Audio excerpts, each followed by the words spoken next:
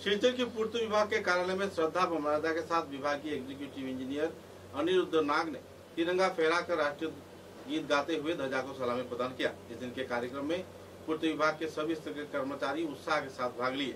गौरतलब है कि राष्ट्र हित में विभिन्न पहलुओं पर आलोकपात भी किया गया और तो विभागीय इंजीनियर अनिरुद्ध नाग ने अपने वक्तव्य में राज्य व केंद्र सरकार की ओर से किए जा रहे विभिन्न गतिविधियों के बारे में भी विस्तारित खुलासा किया।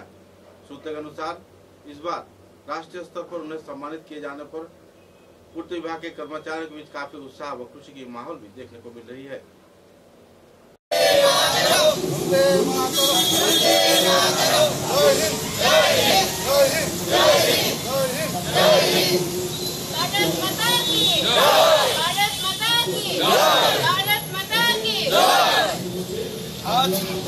आज আমরা ভারতবর্ষের ৭৯তম স্বাধীনতা দিবস এখানে সবাই উপস্থিত।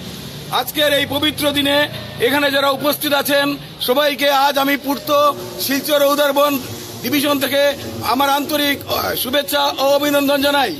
২০০ বছরের ব্রিটিশ শাসনের পর আজ আমাদের ভারতবাসীর স্বপ্ন পূরণ হয়েছিল অনেক ত্যাগের মাধ্যমে।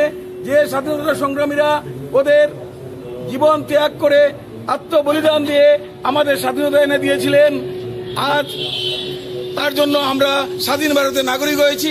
স্বাধীনতা মানে আমরা অধিকার পেয়েছি, অধিকার পাওয়ার পর আমাদের দায়িত্ব আরো বেড়ে গেছে। আমরা প্রতিজন লোক চেষ্টা করব ভারতের সুনাগরিক হওয়ার জন্য।